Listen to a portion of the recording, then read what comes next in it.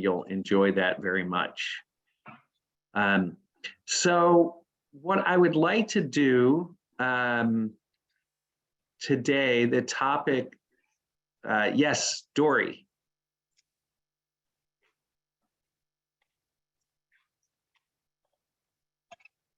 You're still muted.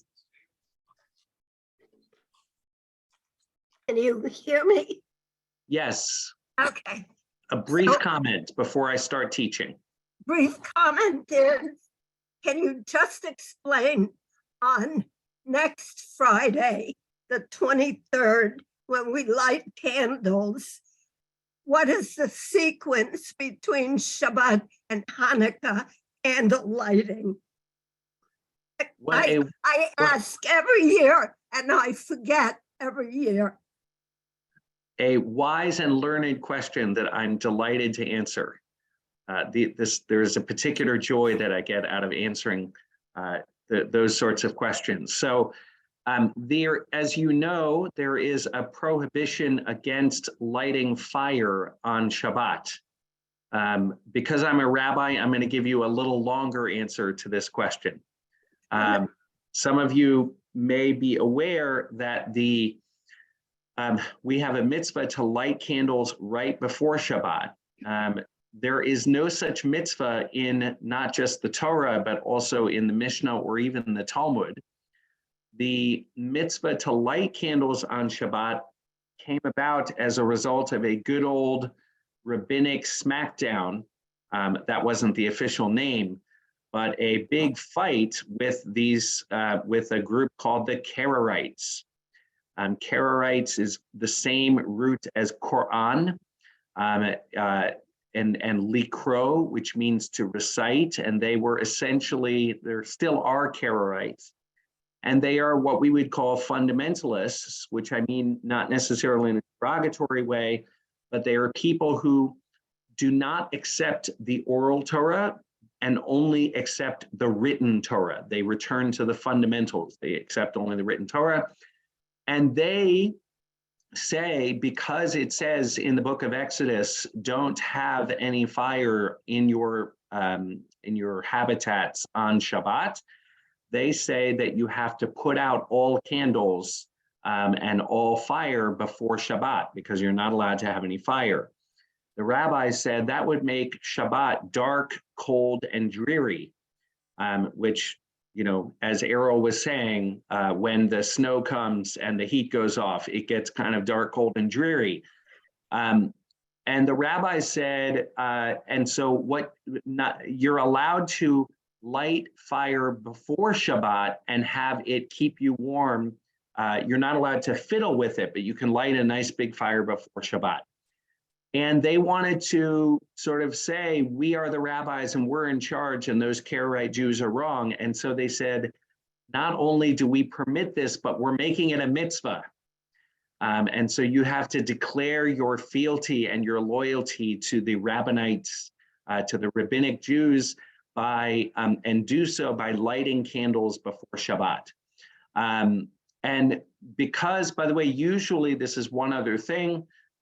Usually what you do is the rabbis say, habracha overet la'asiyata, which means you say the bracha and then you do the action.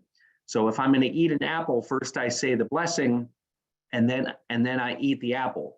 The problem with it is that if I say the blessing, that I'm kindling fire for Shabbat, and then, you know, presumably with that, I'm starting Shabbat, but then I go ahead and light a fire, which is actually not allowed. That's why you play a little game of halachic, of Jewish legal hide and seek. You light the candles and then you cover your eyes as if you haven't lit the candles. And when you reveal the Shabbat candles to yourself, it is as if you are lighting the candles in that moment. All right, all of this is background too. You can't light Shabbat candles and then light Hanukkah candles. Oh my goodness, right? That would be a shanda. That would be terrible. It would be the end of the world. And so it might not be all of those things, but nevertheless, if you're going to do this, you should first light your Hanukkah candles. If you want to be extra pious, there is the problem with lighting Hanukkah candles so early is that, as I said, the whole purpose of Hanukkah is to publicize the miracle and to do so by shining light, and light has to shine in darkness. And the rabbis said that actually you really need to have the candles burning while it is dark out. But those little wax candles, the little thin ones, only last about 25, 30 minutes. So in our home, and in the home of observant Jews, one lights Hanukkah candles using Shabbat candles, thick candles that burn for a longer time. You can do that either with a Chanukiah that has, openings for the thick candles, or the truth is that you can make a Chanukiah out of tea lights. So for example, if there are 6 nights of, if I forget which night it is on Friday night, but you can just elevate one of the tea lights and then put tea lights down, and those last a long time, and that's your Chanukiah for the appropriate number of nights.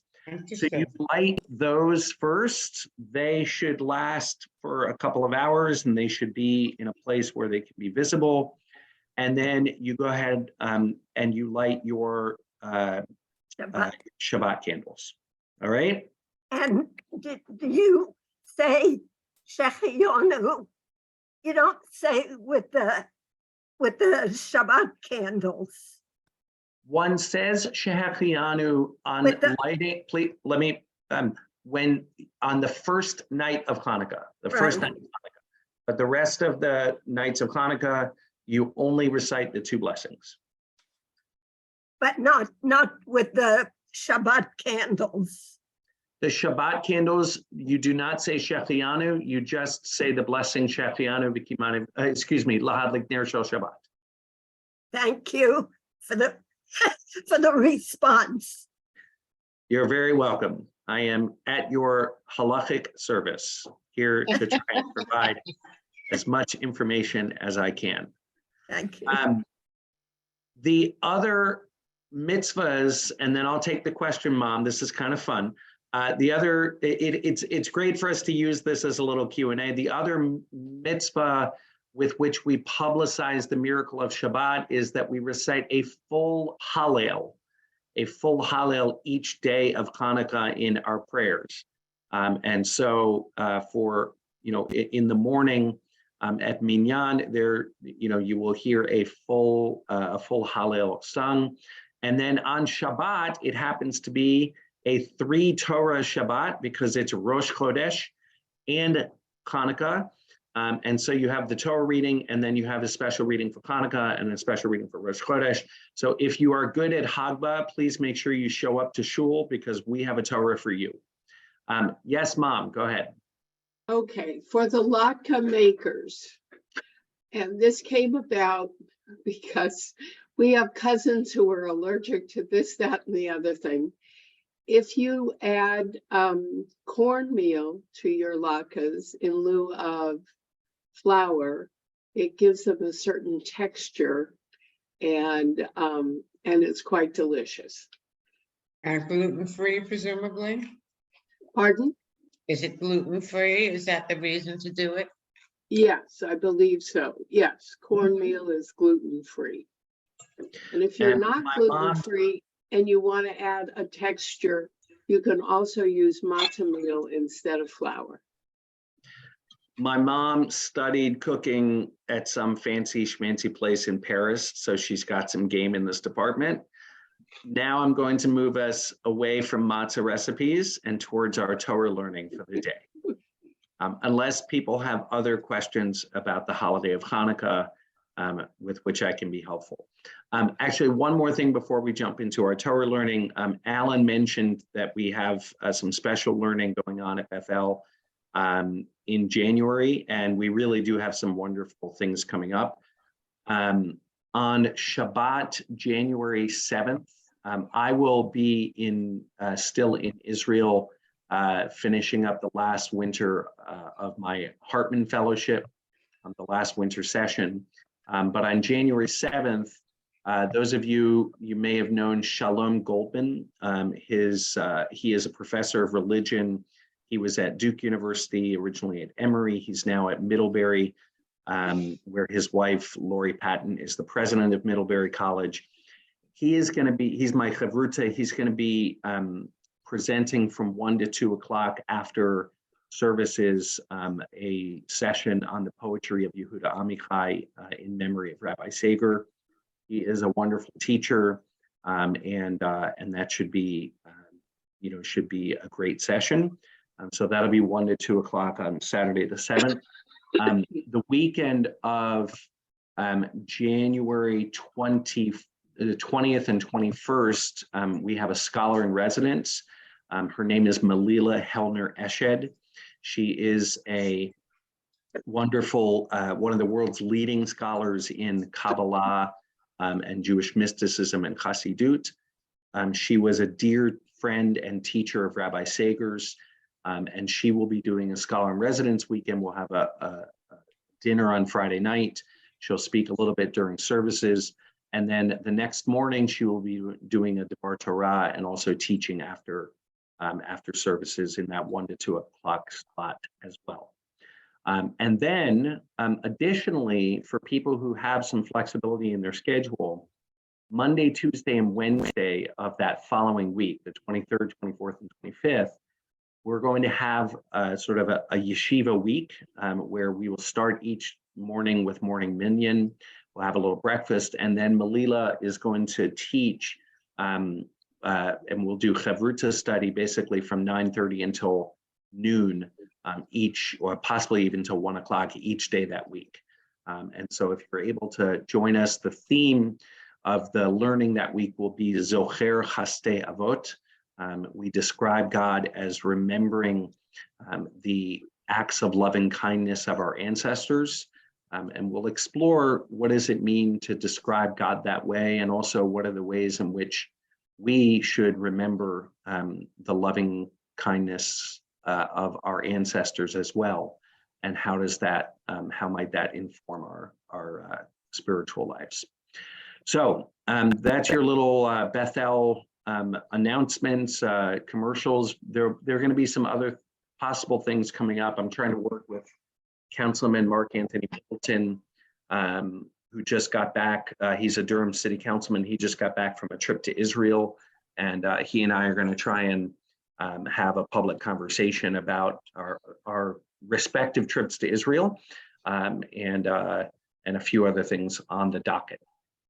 So for now, we are going to look at something from the Torah portion a couple of weeks ago, from Parshat Vayetze, where Jacob encounters God. And we'll read through it in a few minutes. But you will not necessarily find essays, nowadays you might, but in traditional rabbinic literature, you wouldn't necessarily find essays on here's how to have an encounter with God, and here's what gets in the way. You're not going to have an essay that's sort of labeled that way. And part of what you need to do is to learn to know where to look. And Jacob wakes up and says, "Achen yesh Adonai b'makom hazeh v'anochi lo yadati." Whoa, God was in this place, and I didn't know. And that catches the attention of the rabbis. They basically want to know, why didn't you know? Like, what, when you say I didn't know, like, why didn't you know? What prevented you from knowing? And before we look at some of the various, and that place in the Torah ends up being fruitful for a conversation about what are the various obstacles that people need to overcome. And before we look at some of the rabbinic meditations on that, I just want to start by asking you, what are, either in your own experience or in what you observe maybe with others, what are obstacles to, and here you can use whatever language you would like to, around the word God or divine or transcendent or sort of, but what are some obstacles to those experiences that we face in our everyday lives? Rabbi, I'm not sure I understand the question. Well, my mom raised her hand. Let's see if she can clarify for me. I was thinking back to when I was driving a Hebrew school carpool, and my little darlings were in the back of the car, and Got it. they had, I think there may have been only 2 cell phones for 3 people, but they were not looking at anything except the cell phones. And there was a rainbow, and I chastened them. I said, you need to put away these devices and appreciate nature. And so they did for 2 minutes, and then it was over. We went back to being in the 21st century. But I think sometimes we are so busy with things that we don't appreciate nature at all. So I appreciate you raising that. So technology, and something that I'm constantly reminding people of is, and I'm doing it, by the way, not because I'm immune to it, but because I struggle with it myself. The apps that are on your phones are literally designed to get your attention. They're designed with the way that slot machines in Las Vegas are designed to keep you putting money into the machine. Notifications are essentially the same thing, to have you keep pressing a button and keep pressing a button to get that little hit of endorphins or whatever it is. And so technology in particular can pull you away from everything, including moments, just sort of, including bumping into wow moments out there, right? And then just, technology, I think, is a larger example of distraction, right? Of all of those things that distract us. Errol, you had your hand up, but you're on mute. Don't press your luck. Here we go. The phrase, I was in this place and I did not know. It immediately reminded me of both the Akedah and Hagar. hello. Why? Akedah, Abraham looked up and he saw the ram caught in the thicket. Hagar looked up and saw the well. And essentially they were in this place, and until that time, they did not know. Those are great connections, right? So with the Akedah, it's a very interesting idea to sort of say, and by the way, remember in the Akedah, the angel calls out Avraham, Avraham, and the Midrash makes a lot of how the angel has to call out 2 times. And essentially that Avraham is busy with the task that is right before him, right? And so, it's an interesting thing to think about, do some of our religious commitments, right, sort of our commitment to doing X, Y, and Z religiously actually distract us instead of enable us to have experiences of the divine, right, to hear God's voice. The example with Hagar is a very different one, where she is crying and she is suffering because she says, I don't want to see the death of my child. And so another category of things that you're raising there is that sometimes our suffering, many people reconnect with the Jewish tradition through the saying of Kaddish and through the going through of a mourning process. But for many people, the suffering that is associated with loss is is not something that creates a bridge back to tradition, but can actually really be an obstacle. Mhm. Maybe one more response, one more thought.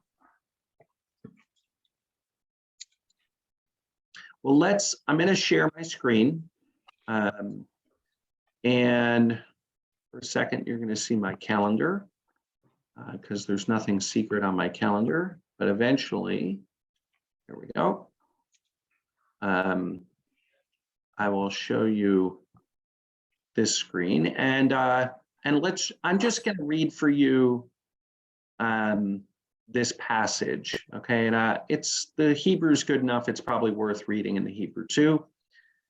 Vayetze Yaakov mi Beersheva v'yelech Harana. So Jacob left Beersheba and set out for Haran. Vayivga b'makom vayalen sham kiva hashemesh. And he came upon a certain place and stopped there for the night, for the sun had set. Vayikach me'avnei hamakom, and he took one of the stones of the place. Vayasem merashotav, he put it under his head. Vayishkav b'makom hahu, and he went to sleep or lay down in that place. Vayachalom, and he had a dream. Vihine. Now, by the way, the word vihine, and this is just, I'm always trying to teach a little bit, even though it's not germane to our topic. When you see the word vihine in stories about the Torah, one of the things that biblical scholars have taught us is that what's happening is it's comparable to when you're watching a movie and when you're watching a movie or when you're watching the news and the director says, okay, go to camera 3, okay? In other words, we're now changing perspective. So what I want you to see is that up until this point, what you've had is the narrator is telling you what's happening with what's happening with Jacob.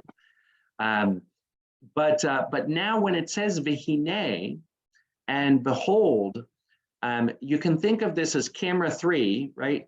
Now what we're going to see is Jacob's perspective, okay? In other words, it says vayachalom, and he dreamed, right? And now we're going to switch to, okay, what happened in the dream? That's what the word vihine does. It switches the camera it switches the perspective. Okay, sulam mutzav arza. Now the word sulam is translated here as sometimes it's translated as ladder. It probably is a stairway. It's comparable. Most biblical scholars say that this is taken from, hello? Sorry. Most biblical scholars say that it's comparable to the ziggurats that have been found in modern Babylonia, and that there may be something going on here about how moving the stairway to heaven from Babylonia to the land of Israel, that may be part of this story. But it's a stairway or a ladder, mutzav arza, which is sort of planted in the ground. V'rosho magia hashamayma, and its head arrives to the heavens. Vihine, okay, and again, now we have another switch of perspective. Okay, it's almost a zooming in on the sulam. Okay, malachei Elohim or malachei Elohim olim v'yordimbo. The angels of God are going up and down on it. Vihine, right? And now we have another sort of change of perspective. In other words, we were looking at the ladder, and now we're going to look at the top of the ladder. Adonai nitzav alav.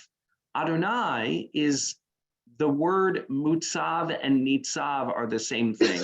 Okay? So the bottom of the ladder is anchored in the ground, and at the top of the ladder is Adonai, right? And when we're looking at Adonai, right? We see Adonai is at the top of the ladder, Vayomar, and Adonai says, Ani Adonai, I am Adonai. Elohei Avraham, Avicha, the God of Abraham, your father, Elohei Yitzchak, and the God of Isaac. By the way, the rabbis develop from that phrase a certain, I don't know, not ideology, but a certain convention, let's say. What they say is, when somebody is alive, you don't associate God's name with them. Okay, so it very purposefully says, Ani Adonai Elohei Avraham Avicha, right?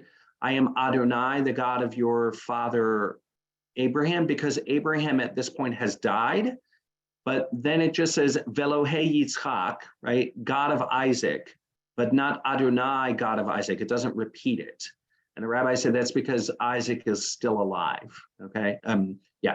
Ha'aretz asher atah shochev aleha, the ground that you are lying on. Lecha etnena ulezarecha. I'm going to give it to you and to your descendants. V'hayazaracha ka'afar ha'aretz, and your descendants are going to be like the dust of the earth. And then there's a wonderful camp song that goes along. Ufaratzta, ufaratzta, ufaratzta, ufaratzta, ufaratzta, right, etc. And you're going to burst out Yama, which means westward, but the literal meaning of it is in the direction of the sea. Which sea is this?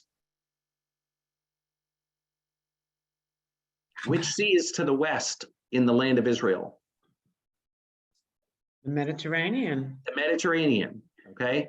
Yama is in the direction of the Mediterranean. Kedma is east, okay? It also, the word kodem means from before, because Avraham came there from before. In the land of Israel, people, where people were before was in the east. They were over in Iraq and Iran, maybe up in Turkey, but that was all understood to be Kedma. Safona is north and Negba is south. Negba is literally in the direction of the Negev, because the Negev desert is in the south, okay? V'nivrechu becha, kol mishpachot ha'adama, all of the families of the earth are going to be blessed through you, uvezarecha, and through your descendants. V'hinei anochi imach, and behold, right? So what's the behold here? You get the sense that now it's almost an intensification. It's like zooming in, because God is now really, he's already been talking to Jacob, but he's now reassuring Jacob, I am with you, right? I'm not talking about the future anymore. I'm now speaking to you. I am with you. And I'm going to take care of you. I'm going to protect you wherever you go. V'hashivoticha, and I'm going to bring you back el ha'adama hazot, to this ground. Ki lo e'ezavcha, I'm not going to abandon you. Ad asher im asita, until you ad asher asiti, until I do asher dibarti lach, everything that I've told you that I'm going to do. Okay, now here's our important verse. Vayikatz Yaakov mishnato. Jacob woke up from his sleeping, shena. Okay. By the way, the word vayikatz, Rabbi Shimshon Raphael Hirsch says it's related to the word kaitz. Anybody know what kaitz is in Hebrew? Go ahead, Elazar. I see you saw it. Summer. Yes, summer. Okay, that the season of summer. So to wake up, he says that summertime is when fruits on the trees get fully ripened and then they drop off. Okay, and he says that waking up is when when you're asleep, you fully ripen, right? And then your waking up is sort of dropping off after fully ripening overnight, right? It's a very interesting idea. So he wakes up from his dream, or from his sleep, I should say. Vayomer, and he says, Achen, whoa. Okay, that's my best translation of Achen, right? Whoa, Yesh Adonai b'makom hazeh. There's Adonai in this place, Va'anochi, and now there's a lot to make of this because there's a doubling. The Torah could have just said, Velo yadati, and I didn't know, but it adds that Anochi. So the best way to translate this is, and I, comma, I did not know, right? It's almost a stuttering, right? And I didn't know. Vayira, and he was afraid. Vayomar, manora hamakom hazeh. And he said, how awesome, not in the Valley Girl sense of it, right? But in the classical sense of it, how awe-inspiring is this place? Ein zeh ki'im beit Elohim. This is none other than the house of God. V'zeh shahar hashamayim. And it's a gateway to heaven, okay? So that for the rabbis, the Rashi sort of says about this, and I did not know, for if I had known, I would not have slept in such a holy place as this. Which is, I don't know, that's sort of like the way that you assume, right, that this means. But Rashi may be saying something about, just to my question from before, that one obstacle to knowing God is sleeping, Mom, as you are closing your eyes, right? This is so fun. I know she hasn't had her coffee, right? One obstacle to knowing God is, for Rashi, let's say, sleeping, right? Can somebody add one or two sentences about what that might mean before we go on to our next thing? What would you what would you say about this idea that sleeping it can be one reason that we don't know God so well? Susanna? And drive carefully. I'm not driving right now. I'm parked. Okay, good. I was gonna say that it kind of reminds me of a cause and effect of him having, a dream and then finding the effect of the holy place. And that one reason sleep is important from a medical perspective is that it's one of the times we incorporate a lot of memories, where a lot of different synapses, there's a lot of different things that go on when we sleep that is still studied and understood. It seems like it's kind of a take on, he's afterwards saying, oh, I was in a holy place, but is it the place or the dream? Like, would he have had the dream either way? And kind of, it seems like a cause and effect to me. So I really appreciate that. In some ways, you are disagreeing completely with Rashi, which is totally fine, right? And I think it's a really great insight. By the way, let me just show you something. This is a fun reading of this. The rabbis will do a fun reading that says, if you look in the Hebrew, it says Vayikatz. Let me see if I can highlight this. Can you see this okay, or is it too small? I can see it. Okay. Okay. So when it says Mishnato, one of the Midrashim says Mi Mishnato. It adds a mem, okay?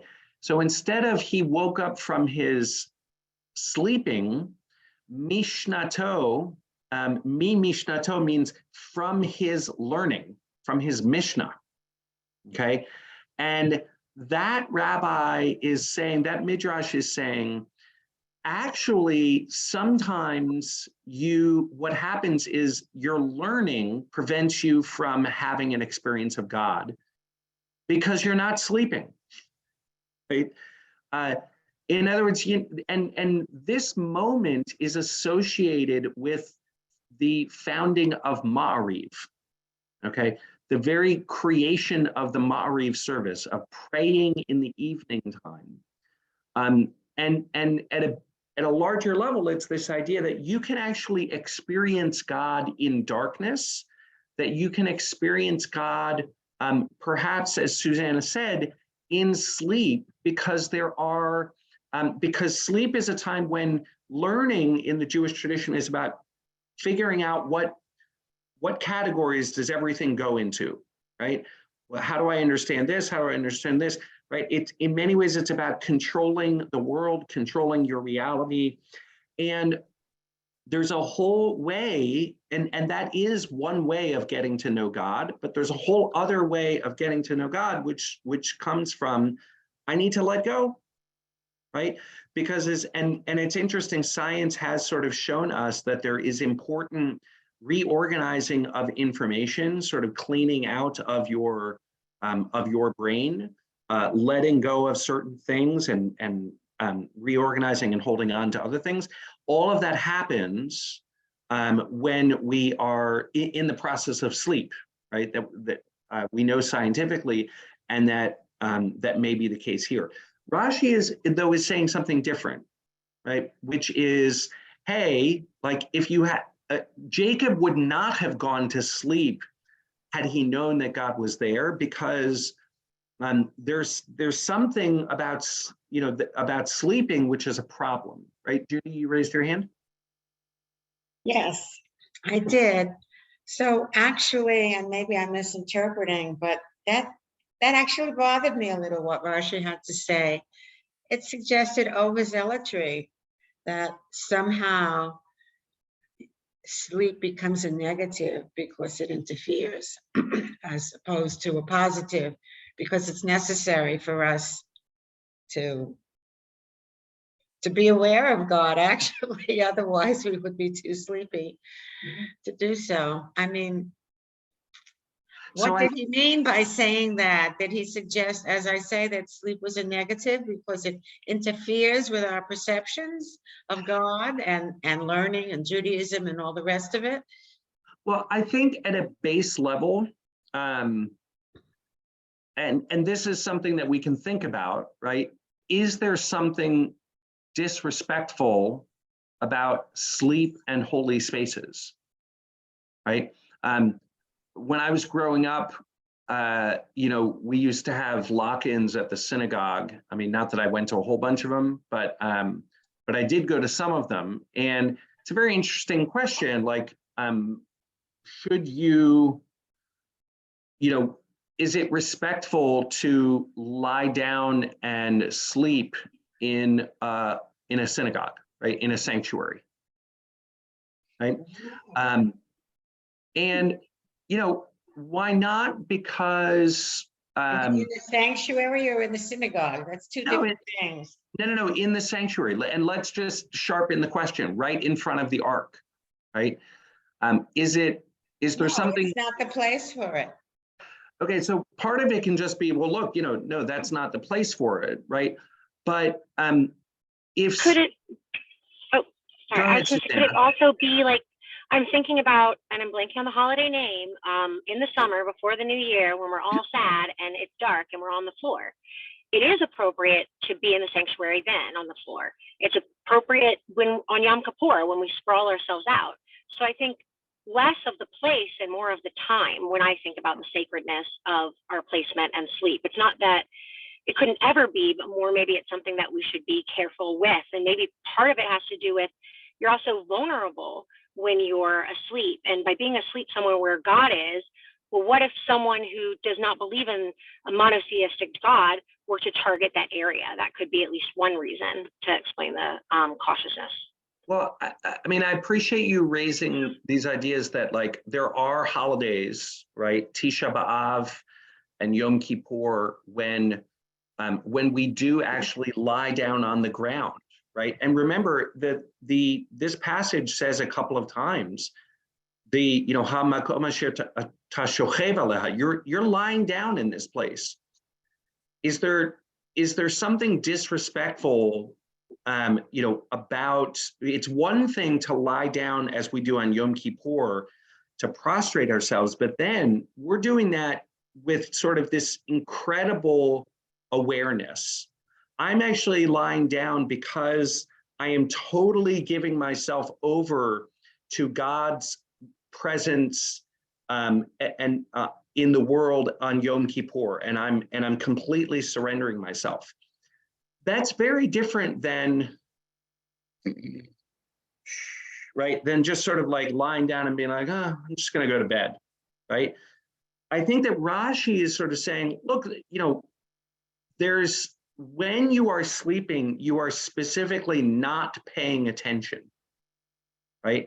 Now, Susanna, you pointed to something very important, right? Which is that, hey, there's actually a whole creative process that comes from turning off and from not paying attention.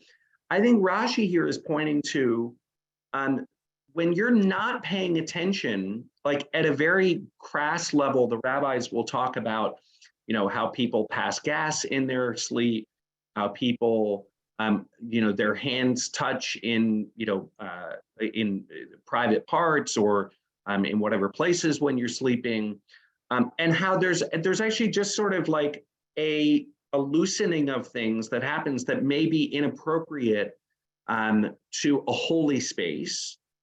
And then let me just read this last little thing from Rabbi Kushner, okay? And then Errol, I'll take the comment. If you look, let me see if I can look at what Rabbi Lawrence Kushner says. He says, the beginning of knowing God, of knowing about God, is simply paying attention, being fully present where you are, waking up, okay?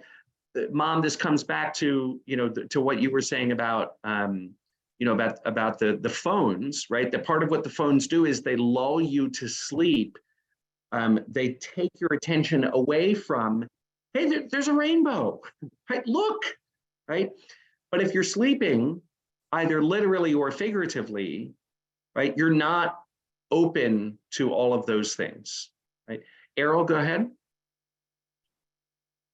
Okay, going backward a little bit, going to sleep is also a metaphor in a way for releasing yourself from the earth in a way, and releasing yourself from I'm trying to think of the right word, of the tangible, and opening yourself up to the intangible. And then, in Jacob's case, remembering it when you wake up.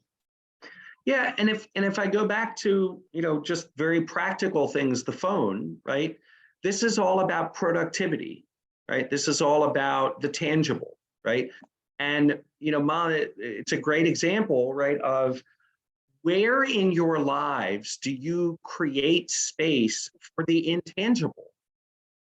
Where in your lives do you create space for things which are not about how much money do you have, what do you need to do every day, what do you need to achieve, but you actually are just making space for, I'm not going to be asleep to the intangible, I'm not going to be asleep to rainbows, I'm not going to be asleep to the wonder of my breath, I'm not going to be asleep to, to holiness, I'm going to pay attention to that, right? I'll show you a little different thing that the next person who I want to look at, and then Hunter, I'll take the comment, is Sforno. He's an Italian commentator, as it sounds like from his name. It reminds me of DiGiorno. Sforno and DiGiorno, pretty easy to hear. He says, Yesh Adonai b'makom hazeh, when Jacob says God is in this place, Sforno writes, there's no doubt that this place is established for prophecy. Okay? In other words, Jacob realizes this place where I was, oh my gosh, this is like a place that has been established, like it's set up for God experiences. Maybe it's synagogue. Maybe you might say this on the top of Half Dome. Maybe, we can each sort of ask ourselves, where are those places in the world where I say to myself, everything here is pointing in this direction. And he realizes this after having seen a vision such as this without intending to prophesy. He says, I didn't even mean for this to happen, and it happened. For indeed, now listen to this one, for indeed the prophet must prepare their intellectual faculties according to the variations of place and atmosphere, as they say, and this is a statement of the rabbis, the atmosphere in the land of Israel brings wisdom, right? The rabbis had the sense that all of Israel, right, the entire land of Israel is in some ways set up for you to have a God experience, right? And he says, but I did not know, for had I known, I would have prepared myself for prophecy, but I did not. One thing which I'll say two things about this. Number one is I'm going to be leading a birthright trip in May for kids 18 to 26 years old. So if you have any children or grandchildren, and yes, Susanna, the link will be available. Take care. If you have any, children or grandchildren who are 18 to 26 who might want to go to Israel with me, let me know. Many of them didn't get to go during COVID. But one of the things that happens when you go to Israel is, if you don't want to say it's set up for prophecy, then let's just say it this way. It is the land where all of this, where the stories of the Bible and the stories of our people took place. And it's sort of inevitable that you start doing this work of, wow, how do I connect what's happening right in front of my eyes to all of those stories, right? And I think that that's what the rabbis mean by like the land of Israel brings wisdom, that it's a place set up for prophecy, right? You're just sort of like,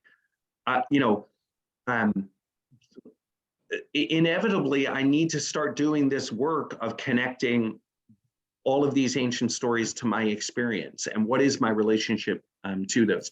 The second piece is that the Sephorno says we actually have to prepare for this, right? So it's a little tweak on Rashi. Okay, you can't be asleep, but also what have you done to prepare yourself for the possibility of these experiences?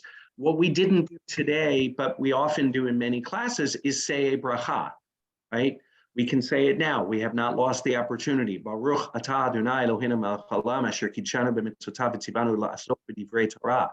We praise you, Adonai, our God, who's sovereign over the world, and given us the mitzvah, right? The opportunity to connect with engrossing ourselves in the study of Torah. That bracha is a ritual way of trying to prepare ourselves to say, this whole process, I'm opening myself up to the possibility that when I'm reading these texts and when Rabbi Graber is speaking and other people are speaking and we're having this conversation, maybe there's something that I'm being taught. Maybe there's something that God needs to say to me right now through this process, right? I'm preparing myself for that, right? Again, a lot of times in Judaism and religion these days, we have this sense that everything should just happen, right? And if it doesn't happen, then either we're doing something wrong or it's a bad synagogue, right? The rabbi is boring, right? Like, but we also have to ask ourselves, okay, but what did I do, right? Hanukkah is coming up. You're going to light the candles. What did you do? What are you doing to prepare yourself for that experience to be meaningful? To prepare yourself for experiencing a sense of hope amidst the darkest times, for remembering the lessons of Hanukkah about standing up for Jewish identity, right? About not being afraid to be Jewish, about not allowing ourselves, these are all things that we have to do to prepare. And if we don't, Sforno is sort of saying, look, you may get lucky, right? Jacob lay down at the place where the temple is going to be built, the Holy of Holies, where Abraham, almost sacrificed Isaac, like in the holiest spot in the world. Okay, he had a dream. It's the gateway of heaven. But what about the rest of us who aren't there? What do we have to prepare, right? Hunter. I was just going to say that maybe being asleep is a metaphor for not paying attention. I think that's right. Yeah, right. That's it. Errol, thank you. Well, it's good to hear that it might be permissible to sleep during services. Only if it's a gateway towards the to heaven. And it's not during your sermon. No, a number, when you mentioned, the fact that being in Israel sort of infuses you with all of this holiness, all of this knowledge. A number of years ago, when my son in Israel was working for a birthright group there, sort of being a troubleshooter for the different birthright groups, he came upon one a college age kid who had just completely gone off his rocker. And he learned about what is now called the Jerusalem syndrome, Mm-hmm. which, well, let's just say they caught this fellow at the edge of the roof getting ready to ascend to heaven. Look, the Jerusalem syndrome it's real. Yeah. And it's something to be wary of. And I think in smaller doses, it expresses, look, Errol, another way of putting this is that the boundary between prophets and crazy people is a thin one, right? The prophets were and movable. The prophets were often called crazy, right? So I think that there's something there. We have to keep ourselves in the world, but right, not only in the world. Harold, I saw your hand up.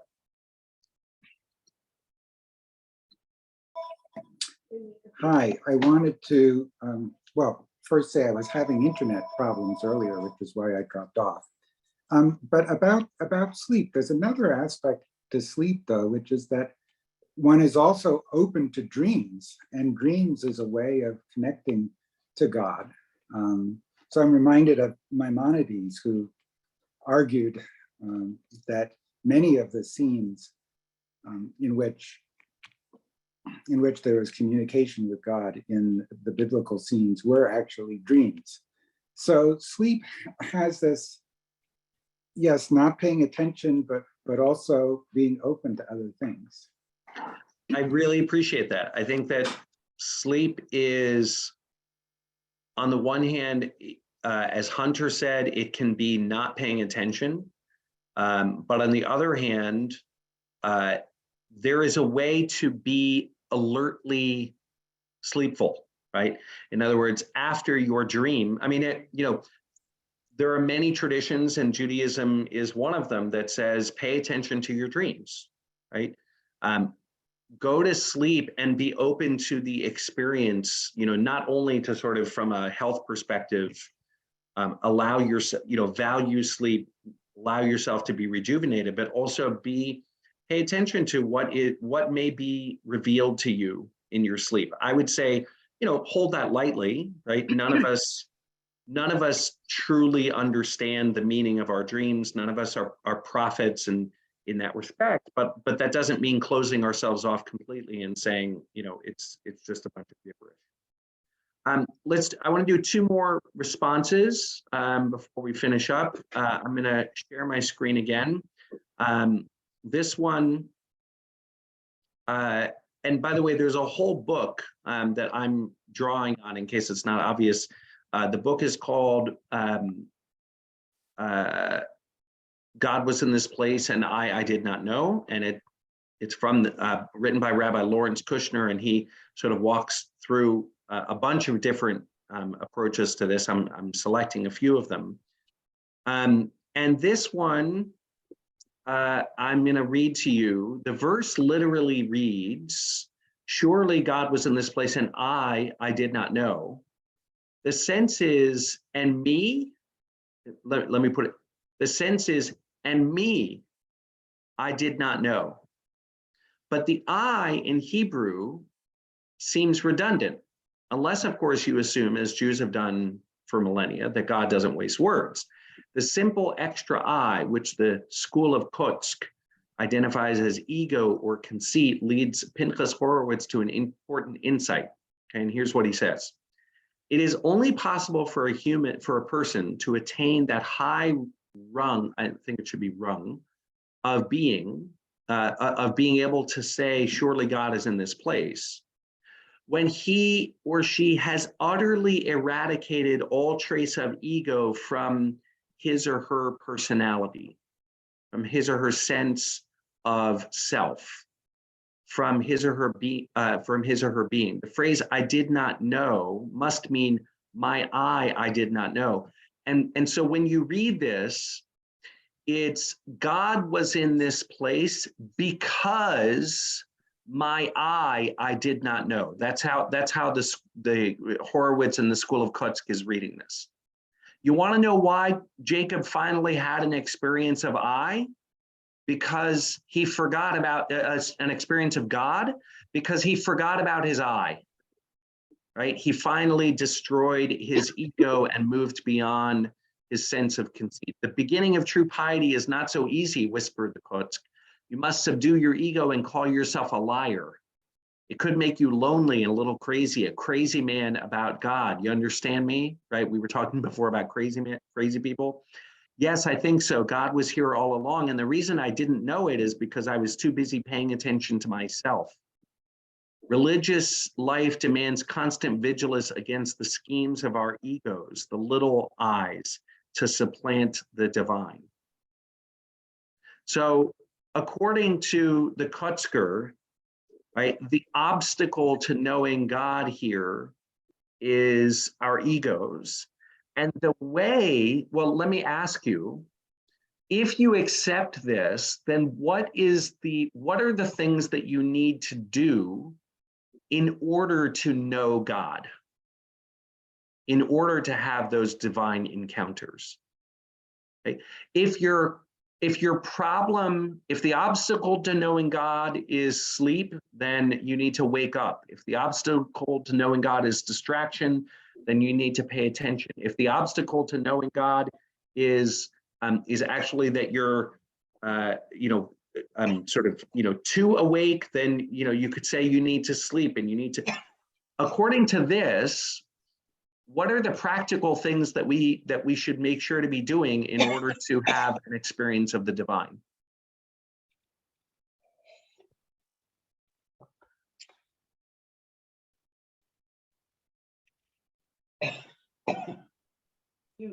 Say that again. You have to stop focusing on you. So how do you put that in the positive, Marty? How do you stop focusing on you? You're part of a big world. And Yes. when you're focusing on yourself, you're blocking out the rest of the world. So in order to focus on you as part of the world, you have to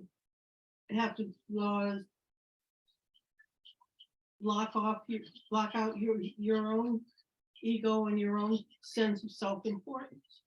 Right, but let me put it this way: if we only put this in the negative, okay.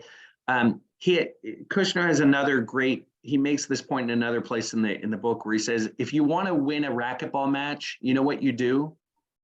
When you go onto the court, you just ask the other person, will you show me how it is that you hold your grip? Yeah. Okay.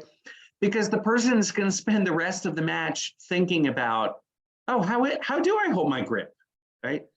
So if we say stop thinking about your ego, the truth is that all we're doing, it's like saying to a child, don't do, whatever it is, don't do that. All they're hearing is do that, right? They don't hear the don't. So what I want, Marty, when you were saying we're part of a big world, right? The positive piece of that, what we need to do is focus on others. This is about service, okay? Stop thinking about yourself. This is not about you, right? Get out of, and it's true, our suffering can be an obstacle to God. And sometimes we're not going to be able to do anything about our circumstances, except to say, you know what? Okay, it's hard, but stop thinking about yourself. Start thinking about all the other people in the world who have needs. Stop focusing on your own pain, on your own suffering, on your ego. Go work in a homeless shelter. Go deliver meals. Go get online and be a person who teaches Israelis how to learn English, right? By speaking English with them. Write letters, about important social causes. Whatever it is, right? But move away from the focus on yourself and put the focus on others. And when you do that, don't do it so that you can have an experience of the divine, because then it's all about you again. But if you want the possibility of having an experience of the divine, you've got to, it might happen, but it's only going to happen if you finally stop focusing on yourself. Right? And you start focusing, if I put it in the positive, you start focusing on others. Reactions and thoughts before we do the last one? Cheryl?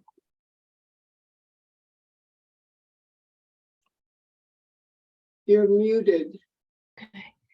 This may be peripheral to what you're saying, but I keep coming back to the idea that falling asleep, you give yourself over to some other power that you believe will safeguard you till you wake up. And that, I don't know if that is relevant here, but that's a piece for me of what sleep would do. And then sleeping on the floor of the synagogue would be just the right place to be in the presence of God. So again, I don't know how to knit it into being fully awake, because there's that piece to having the experience of God, but peaceful sleep is, I would think, an experience of God too. Well, I think if I relate this to the ego piece, I think that there is something egotistical in us about thinking that we can fully protect ourselves. In other words, we are not God. We can't fully protect ourselves. Part of an experience of God is trusting, is actually diminishing your ego, accepting the fact that nothing can keep you fully safe, and making room to say, I'm going to trust that I got to sleep somewhere, right? That image of a person sleeping in the sanctuary and just being enveloped by the divine presence. Animals in the wild, they have to sleep sometime. Okay, the frightened rabbit, you can biologically, it can only stay in fight or flight mode for a certain amount of time, and then it just has to go to sleep, right? So it's sort of built into our biology. Sleep is the thing built into our biology that says, guess what? You have to trust. You have to trust the world at some point. You have to trust God at some point. You can't, this is the limit, right? Full wakefulness. By the way, the Midrash, when I said that Jacob wakes up from his learning, that very same Midrash, Aviva Zornberg writes about this in her book, that very same Midrash imagines that for 14 years, Jacob has been awake, studying in the yeshiva of Shem and Ever. And that this is the moment that we've been reading about, is the first time in 14 years that he's gone to sleep, right? And what surprises him is he thought that you could only find God by staying awake and studying, right? And Cheryl, to your point, maybe trying to protect himself with the merit of Torah study. And he didn't realize, oh, you can actually find God, not just through halacha, right? But you can actually find God through song, through prayer, through sleep, right? This is, and there's, in some ways, right, if I come back to the ego piece, you can only do that if you surrender your ego, right? And you allow yourself to be vulnerable. Rabbi. Judy, and then we're going to do the last source. And maybe this is slightly off topic, but I just had a thought about Jacob in that moment. So far, everything that Jacob has done has been usurpation, in a sense. That is to say, getting the blessing, can you hear me? Yes. Yeah, getting the blessing, and the inheritance and so on and so forth. This is the first moment that God has affirmed that. This is, in a sense, an affirmation of God that the was not just usurpation. It's affirmed. I think that's a great point, right? Rebecca forces Jacob into taking the birthright, and Jacob allows himself to be forced in that way. And it's not clear, you can read. Rabbi Lord Jonathan Sacks wrote this book, Not in My Name, which is a brilliant book that sort of really lays out the possibilities that in the moment from last week's Torah portion, when Jacob meets Esau, that he's giving the birthright back because he realizes, I was wrong, right? That whole thing about taking that, I took something that actually wasn't mine. And it's only at this moment when God appears to him and says, I will make your offspring like the dust of the earth and you're going to spread out. That's what is his to receive, right? But he can only receive it when he's finally not usurping, when he's finally exiled from his parents' home, et cetera, et cetera. So I think there's definitely something there. Let me just look at the last piece, and this one, the best way I can explain this, I'm going to explain it through an example from my swimming career. The last one, the last one reads this phrase. So remember, the Kochka Rebbe says, God was in this place because I did not know. I stopped caring about my ego. This is similar, but a little bit different. I did not know. I obliterated everything that was in me, my own sense of self-awareness, a consciousness of my ego, trace of self-intention. So this isn't just about ego. Everything was now only for the sake of the holy name itself, for the sake of unifying the holiness within all being and its presence. And Rabbi Kushner explains, not egotism, but self-reflection is the enemy. This is because being in the presence of God, by definition, requires all our awareness, especially and including that part of awareness we ordinarily just set just over our shoulder to tell the rest of us that it's us, okay? The truth is that the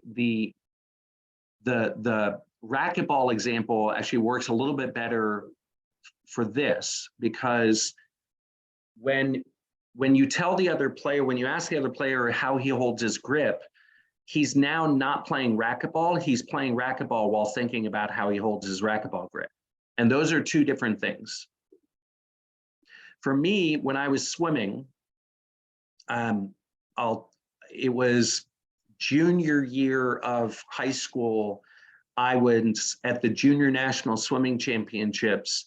I went into the finals seated first in the 100 backstroke.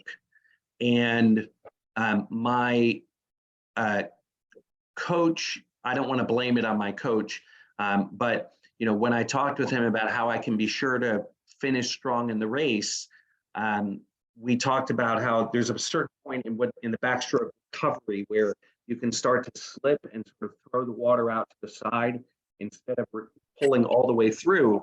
And when I did the race that night, I remember thinking to myself, on the last length, be sure to keep your stroke together, recover all the way through.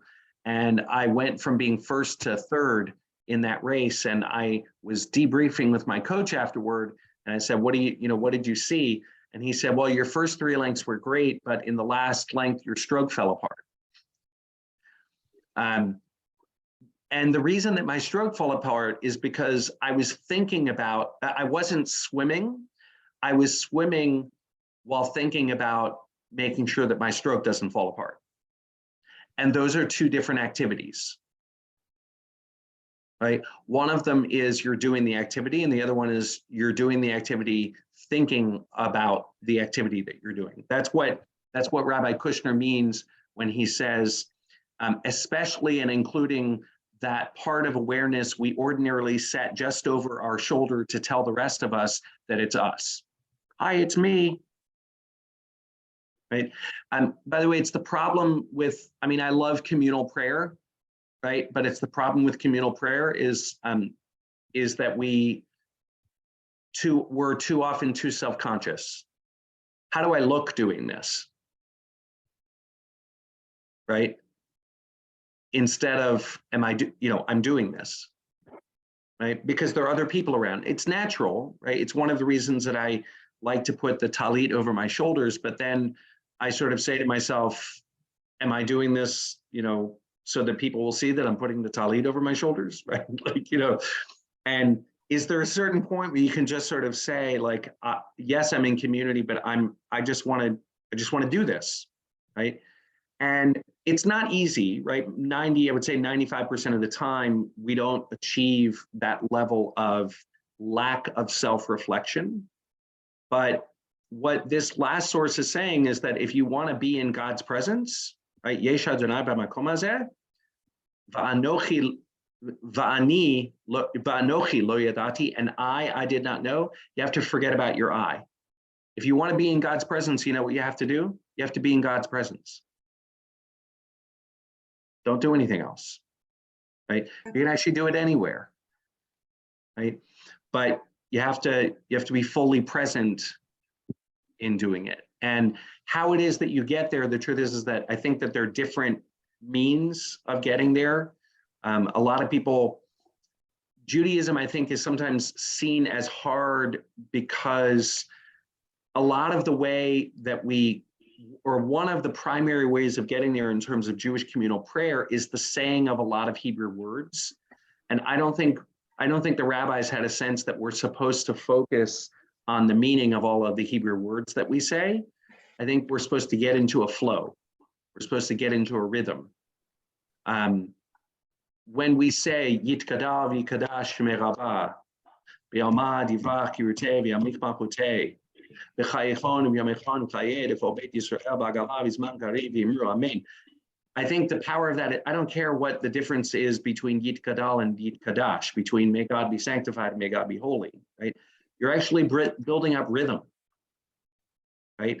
Yit Barach V'Yishtarach V'Yitpahar V'Yitramam V'Yitnaseh V'Yitadar V'Yitalev V'Yitalal, right? Like you're getting into something that's flowing, right? It's not the only way, but there are many religions that do that through chant, right? And our prayers are filled with chants, they're filled with numbers, and all of those in their ideal moments are ways of getting away from self-reflection. Judy, you put your hand up and we'll finish up in a minute. Yeah, well, the phrase tzedek tirdof. So I always read that this double repetition is a way of stressing the word and its concept.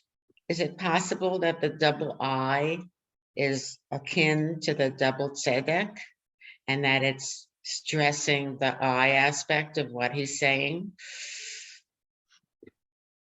It's an interesting question. I think the extent, if what I hear you saying is right, what you're saying is that the lack of self-reflection is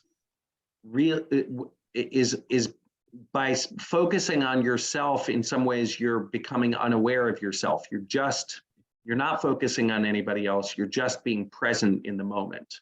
Well, I'm wondering if he's saying, how could I have been so stupid by saying I didn't know it. Just Yeah, Just no, a it's- thought. I think you can play with it, I think you can play with that way to read it as, if you say I, then you're not going to know, right? Lo yadati, right? Then you're not going to know God. And if you want to know God, right, then No, I Right. understand the, Not the ego the and- message of the teaching. But it's just in terms of the repetition of the word, that's done a lot when the stress is. I don't think it's an intensifier in this moment. Intensifiers sort of work differently, but I think that they are all playing with the repetition to derive other meanings out of it. Well, as always, a pleasure. I am going to, right now we are scheduled to learn on Thursday, January 19th for a lunch and learn. That will be, our scholar in residence will have landed and we'll certainly do a lot of learning with her. I'm going to keep it on the calendar and plan for us to do it. But just know we may take it off if I feel like there's like too much going on, because we'll be going into 5 or 6 straight days of a lot of activities. As always, I wish you a happy Hanukkah. As always, I encourage you come with your rabbi questions, and if there are topics that you would like me to cover or like to think about, I'm open to those. And I will, between now and when I leave, between now and when we're next together, I will have gone to Israel and back, God willing. So I will look forward to seeing you after that trip. Have a good one. Thank You too. Thank you, Rabbi. Bye. Bye-bye. Safe trip. Thank